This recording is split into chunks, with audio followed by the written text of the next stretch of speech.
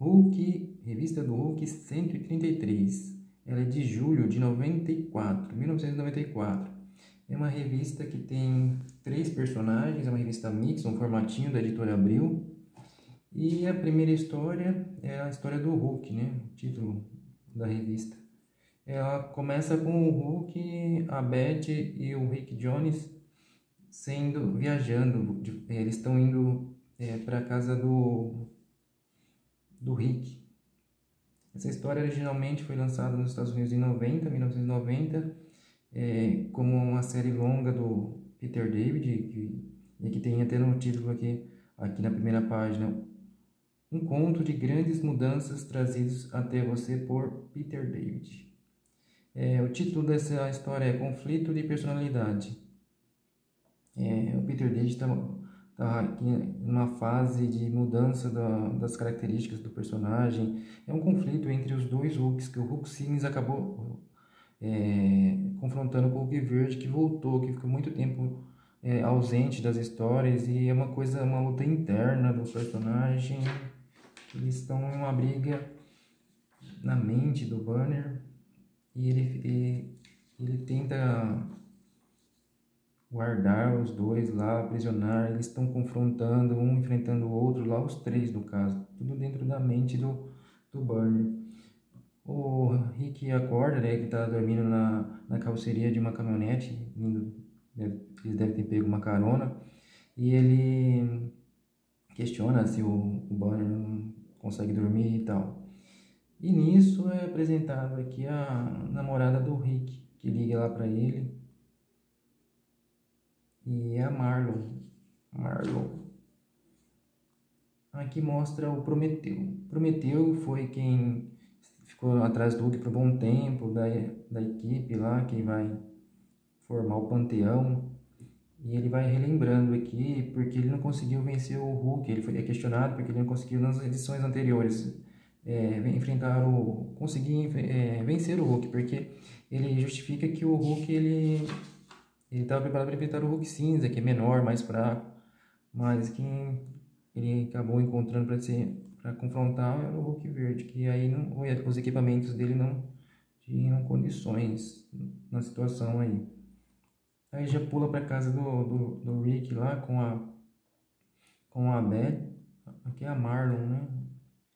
E ele lá conversando, e acordam e escutam um barulho no quarto do Hulk, do Banner no caso, e vão ver o que está acontecendo.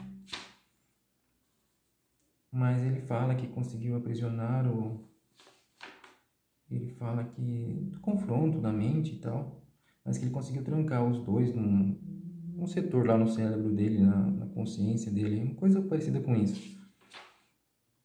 Aí tem a parte com a Marlon aqui, que vai ao encontro. A Marlon, no caso, não estava com eles ainda, era a Beth mesmo que estava ali. A Marlon vai encontrar o Rick Jones lá, que é o namorado dela então. Ele até sensualizado aqui tem essa impressão aqui quando ela surge. E aí quando ela chega e entra na casa, todo mundo fica surpreendido, porque o Hulk, o Banner, já conhecia ela. Porque é dito aqui o Tiratema, porque o Hulk cinza foi conhecido por Joey Tiratema por um bom... Ele assumiu essa personalidade, né? Porque ele ficou um tempo sem se transformar, ficou daquela forma. E nesse tempo ele namorou a Marlon, e daí todo mundo fica surpreso, porque o Rick nem a Beth sabia disso, porque a Beth e o Hulk nesse momento, eles ficaram muito tempo afastados, porque na época do Hulk cinza e tal, e nessas histórias anteriores eles estão retornando, se reencontraram e tal. E nisso os dois Hulks, o verde e o cinza, se confrontando na mente do Barney. Ele ressurge aqui, começa a se transformar de uma maneira estranha, partes do corpo cinza, outra verde, e tem todo esse confronto aí. E o Banner tentando mediar essa situação aí. E a história vai se direcionando para esse rumo aí, esse confronto entre os dois. E ele sai pela rua, os policiais abordam ele, os 3 vão atrás dele, a Marlon, a Beth e o Rick Jones. E aí vai indo. Até que a Beth fala para ele confrontar que ele é mais forte, que ele tem que vencer o Banner no caso. E ele toma essa força aí, falando que ele é o mais forte dos três. E aí ele cai desmaiado, falando que venceu, que conseguiu vencer os outros. E nisso aparece o Samson, que vai ajudar aí no que ele quer, né? Fazer, dar uma solução aí. E aqui tem, na próxima edição, a sessão de psicanálise mais incrível que você já viu. Em 30 dias, nada de Banner, nada de Hulk verde, nada de Hulk cinza. Esteja presente, pois você não acreditará se eu contasse. Não acreditaria se eu contasse. Aqui é a reformulação, as histórias vão mudar vai ocorrer essas mudanças que foi prometida no começo. Teste HQ, bem legal. Daí começa a história da Mulher Hulk, que tem o título Neve de Plástico no Natal. Aqui a história, ela vai visitar o pai dela no Natal e tal. Ela passa em um lugar antes para encontrar um ex-namorado que é indígena e que, pelo que eles falam aqui, ele teve um relacionamento com ela na época que a Mulher Hulk tinha bastante interação nas histórias do quarteto. Nem sei se é na fase que ela fez parte do quarteto, acredito que possa ter sido, sim. E aí tem até uma interferência aqui, porque ela diz que queria reencontrar ele e tal, mas ele não pode sair dali. Ela convida para ir na casa do pai dela, com ela passar o Natal lá, mas ele fala que não pode, então eles têm um encontro aqui. E daí tem essa parte aqui que é no Olimpo. Aqui cita o Eros, que deve ser o deus do amor, né? Deu a entender isso. E eles falam até para não confundir com o Star Fox, que tinha essas mesmas características, mas não tem explicações aqui. É que a mãe dele, do Eros, é a Athena. Hermes. Deixa eu ver. É a mãe dele. Aqui tem até uma adaptação que foi feita na época, né? Que ele fala que ele não conseguiu o relacionamento entre a Xuxa e o Senna, porque essa é a revista de 94, né? Bem na época que o Senna morreu. Ele morreu em 94, em maio de 94. Essa revista é de julho, mas... E aí segue. Elas vão acabar indo, né? A Mulher Hulk nessa época tem um carro voador aqui, um carro formato antigo que voa. E ela tá na companhia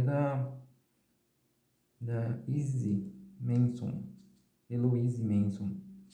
Elas chegam lá e aí o título da Neve de Plástico, porque o pai dela, para remeter os natais anteriores da vida, da infância talvez, ele coloca uma simulação de plástico, de neve no caso, né? E ele conhece a Izzy, ela é apresentada, e tem toda aquela situação de ela conversar com o Bernie, né, que é o escritor, e daí ele interagir com as histórias. Ele a princípio coloca aqui que ela teria um monte de irmãos, e daí ela fala que não quer ter irmãos, expulsa tudo e fala que não vai ser assim, e etc. Daí ela já fala para pular para a noite de Natal, porque ela comanda as histórias aqui, ela quer tomar a frente. E daí tem os convidados, que são amigos dela, para essa noite, e ela tem essa conversa com eles, aí eles chegam e tal, e tem a noite de Natal aqui. E ela pega no flagra o pai dela com a Izzy, então uma situação aqui de que estavam se beijando e tal. Aí eles têm uma conversa, no final da noite, a Izzy e o pai dela, Mo, e ele fala que queria ter a filha dele, ele gosta muito, teve conflitos com ela no começo, ela se torna Mulher Hulk, mas ele tem saudade de quando ela era uma mulher normal. E a Mulher Hulk escuta isso. E elas têm um artifício aqui, um presente que ela ganhou de um personagem aí, que tem o poder de fazer ela se transformar na mulher temporariamente na Jennifer novamente. E ela faz para agradar o pai dela, e assim termina essa história. Arte do leitor. Daí começa a história do Namor. A história do Namor, que é uma das 3 histórias da revista, tem o título de O que eu seja escorraçado por todos. Que eu seja escorraçado por todos. Ela é de 90 também. A história gira aqui em torno de uma criatura que apareceu no mar, uma criatura que parece até aquela anterior. Não era uma criatura, né? Era o óleo espalhado lá no mar. Mas é uma criatura viva e tal, gigantesca no mar. E aí ele recapitula aqui, ele tem muita interação com os irmãos Mars ainda aqui, que ele a Phoebe tenta conquistar ele, amizade e tal.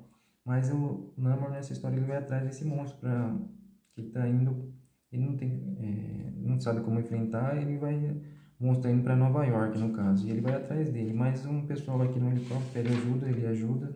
Tem uma personagem aqui que surge, que é a Corta-Cabeça, se não me engano, Caçadora de Cabeças, que tem uma dívida com os Mars e vai cobrar.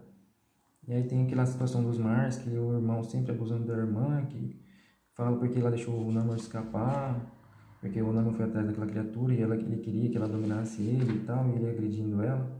E nisso chega a Corta-Cabeças ali, a Caça-Cabeça, Caçadora de Cabeças.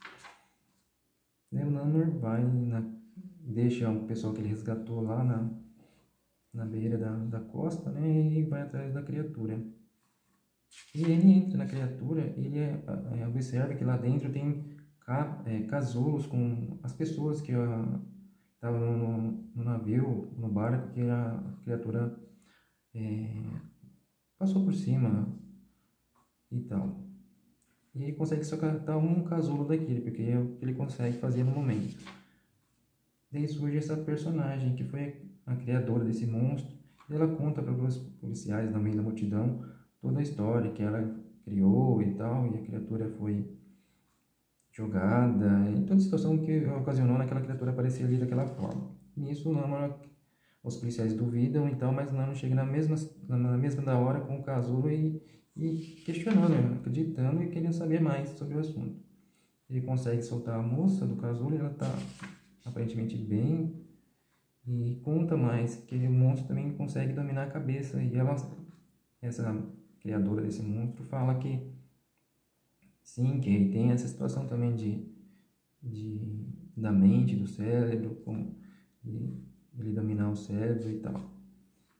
E o Namor vai atrás do monstro novamente, porque essa senhora ela tem um produto aqui, um antídoto,